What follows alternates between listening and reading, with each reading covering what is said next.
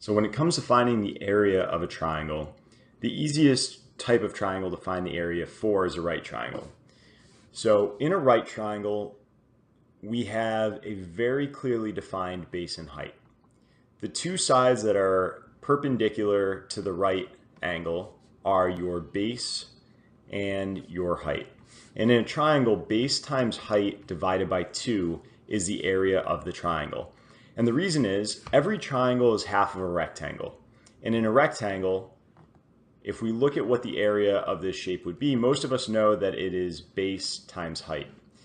But a triangle is a perfect division into two equal halves of the same rectangle. And so the area of each side will be 1/2 of the base times the height, hence why we divide it by 2. So in a right triangle, it's really easy. You just multiply the existing base and height together and then divide by 2.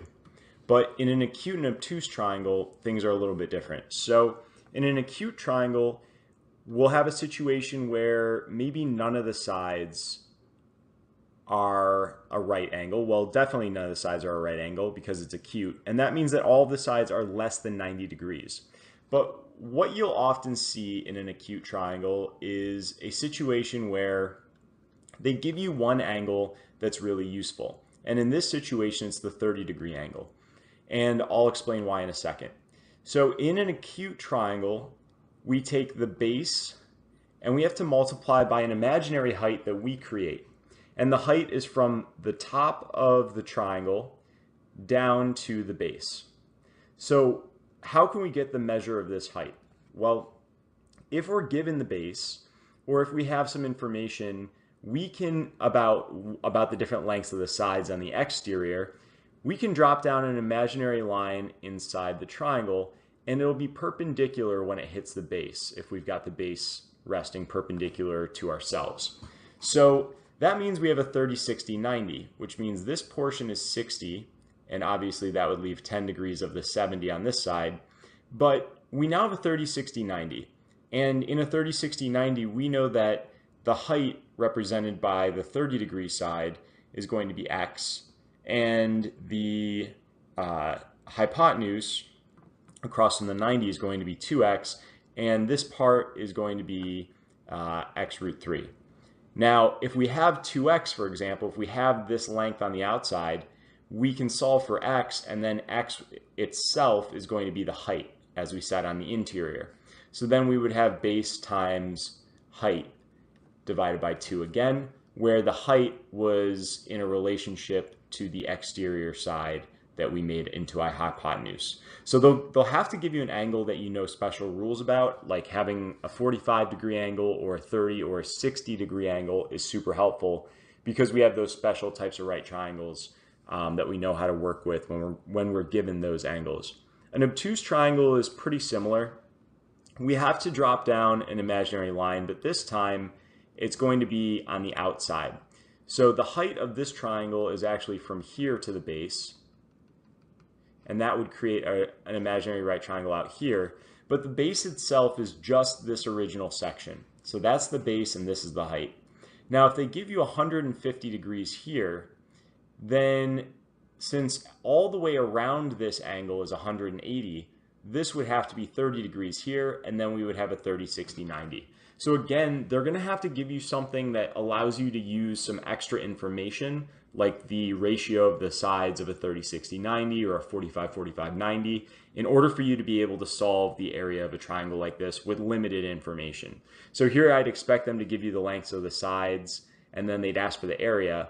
But in order to get that, you still have to find the height, which involves a little bit of trickery, dropping this outside. Now you could also flip this triangle over so that the 150-degree angle was on the top and drop down a vertical line to the interior like this. And this would now be your new base, and this would be your new height. But it's the same triangle, so it's going to have the exact same area. And that means that we can find some extra information that we might not have been able to find before, such as what this line is worth.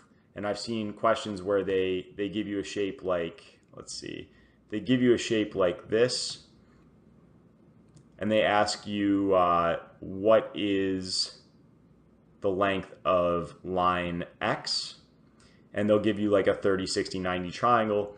And you can't just assume that this is perfectly dividing the 90-degree angle, because it really depends on what the other two angles are. And in order to solve this, what I would do is I would solve the area of this triangle and then imagine flipping it over. And if I knew what this length here was, which was originally this length, then I would know what the height would have to be in order to solve the same area as the original area of this side, had they given us, you know, this and this as well to solve the original area. So there's some things that you can mess around with when you know these rules. An equilateral triangle, there's a specific formula that you can memorize, and that is √3/4 times the side squared. So this will always give you the area of an equilateral triangle. And if you go through the process of solving it out once, you'll probably not want to do it again because it's pretty annoying.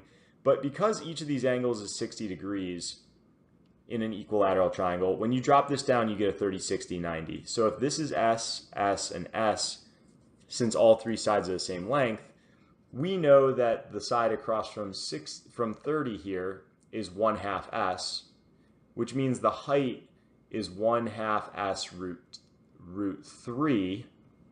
And then the area is going to be the base, which is this S, times the 1/2 S root 3. And then all of that is divided by 2. This would have been the height. And that will give us the formula that I indicated. So I would write that down on a note card, pure memorization, and it'll save you some time if you ever have to find the area of an equilateral triangle.